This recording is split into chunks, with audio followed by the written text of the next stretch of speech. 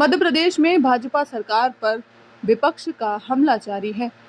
इंटक के प्रांतीय सम्मेलन में शामिल होने आए पूर्व मंत्री और विधायक जयवर्धन सिंह ने सरकार पर तीखा हमला बोला है। उन्होंने मजदूरों के हक, बेरोजगारी और ठेकेदारी प्रथा को लेकर सरकार की नीतियों पर सवाल उठाए। जयवर्धन सिंह ने कहा कि वर्तमान सरकार मजदूरों का शोषण कर रही है। ठेकेदार मुनाफा कमा रहे हैं, लेकिन मजदूरों को उनका हक नहीं मिल रहा है। उन्होंने कहा कि बीते 20 वर्षों में भाजपा सरकार के राज में एक भी नया उद्योग प्रदेश में स्थापित नहीं हुआ। उन्होंने आउटसोर्सिंग पर काम कर रहे युवाओं के अधिकारों की लड़ाई लड़ने की बात भी कही। हमको एक एक ऐसे नौजवान की हक के लिए लड़ाई लड़नी होगी जो आउटसोर्स पर काम कर रहा है। इन्हीं सब मुद्दों को लेकर आज इंटक के प्रांतीय सम्मेलन में चर्चा की जाएगी। इतना ही नहीं, जब भाजपा के मंत्री द्वारा रेत माफिया को पेट माफिया कहने पर उनसे सवाल किया गया तो जयवर्धन सिंह ने बड़ा बयान दिया। उन्होंने कहा कि मंत्री के परिचित ही अवैध उत्खनन करते पकड़े गए हैं, इसलिए शायद उन्होंने उन्हें पेट माफिया कहा। जयवर्धन सिंह ने भाजपा में गुटबाजी को लेकर भी बड़ा बयान दिया। उन्होंने कहा कि भाजपा अब 2 गुटों में बढ़ चुकी है, एक पुरानी भाजपा और एक नई भाजपा। कांग्रेस से नए नेता भाजपा में एडजस्ट नहीं हो पा रहे हैं। इसके साथ ही उन्होंने ग्वालियर के विकास कार्यों पर भी भाजपा को घेरा। उनका कहना था कि जो मंत्री खुद विकास नहीं कर पा रहे हैं, वे दूसरों को विकास करने के लिए बुला रहे हैं। उन्होंने भाजपा के शीर्ष नेतृत्व से ऐसे मंत्रियों पर मंथन करने की अपील की।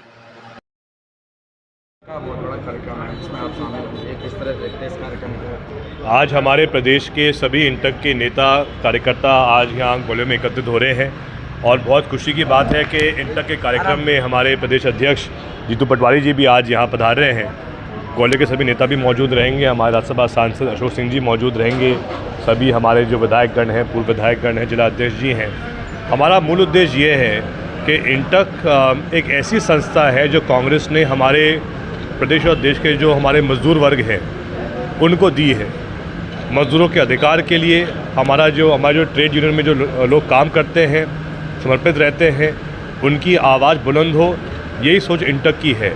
लेकिन अगर हम बात करें मज़दूरों के बारे में, अगर हम बात करें लेबरर्स के बारे में, तो कहीं ना कहीं पिछले 20 साल में भाजपा ने कोई उद्योग स्थापित नहीं किया है जिसमें कि लेबरर्स को काम करने का मौका मिले, कुछ नया उनको कुछ व्यवसाय मिल पाए, कुछ नई उनको आमदनी मिल पाए।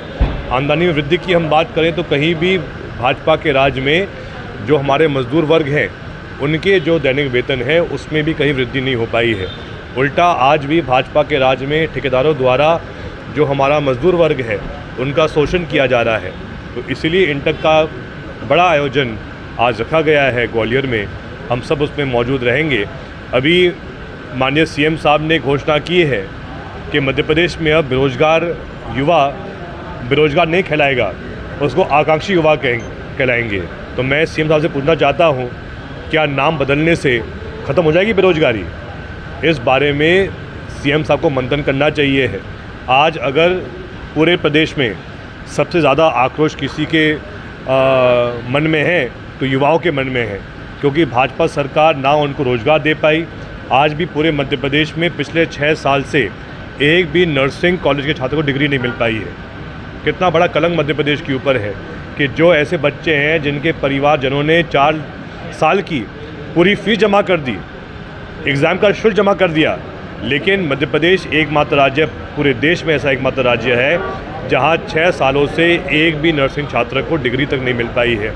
ये बहुत अफसोस का दुख की बात है। सरकार के मंत्री रेत माफियाओं को पेट माफिया बता रहे हैं, लगातार घटनाएं बढ़ती जा रही हैं चंबल संभाग में, किस तरह? मैंने पहले भी कहा था कि हम सबके लिए बड़ी चिंता की बात है कि एक कैबिनेट मंत्री ऐसा बयान दे रहे हैं, जबकि सब लोग जानते हैं कि आज भाजपा के राज में रेत माफिया का आतंक पूरे मध्य प्रदेश में है। लेकिन हमें उम्मीद थी कि कम से कम माननीय मंत्री जी जो लोग कार्रवाई करने गए थे वन विभाग के रेत माफिया के खिलाफ, उन पर वो उनका सहयोग करते, लेकिन उल्टा मंत्री जी तो रेत माफिया को पेट माफिया कहला रहे हैं। जानकारी ये भी मिली है कि शायद मंत्री जी के ही एक परिवार के सदस्य की एक वाहन भी जब्त हुआ है, तो उससे स्पष्ट दिखता है कि कौन किसका पेट भरने का प्रयास कर रहा था। ग्वालियर में गुटबाजी नजर आ रही है। ऊर्जा मंत्री ने बोला है महल के बाहर धरने देने के लिए विकास को लेकर किस तरह से देखते हैं आप? बड़े आश्चर्य की बात है कि भाजपा के राज में उनके मंत्री ही धरना देने की बात कर रहे हैं। मैं तो पूछना चाहूँगा मंत्री जी से ही, क्या वो स्वयं सक्षम नहीं है काम कराने के लिए? आखिर उनको मंत्री का दायित्व मिला है, मंत्री का पद मिला है, और अगर मंत्री ही काम ना करा पाए तो फिर मंत्री के पद के लिए किस लायक वो रह सकते हैं? तो या तो वो स्वयं इस्तीफ़ा दे दें या फिर जनता से माफ़ी मांगे, क्योंकि जनता तो उनकी तरफ देखती है कि भाई आप प्रदेश के मंत्री हो, कैबिनेट मंत्री हो, आप तो स्वयं सक्षम हो काम कराने के लिए। अगर आप किसी और के सामने झुकोगे आप काम के लिए तो क्या औचित्य आपके पद का?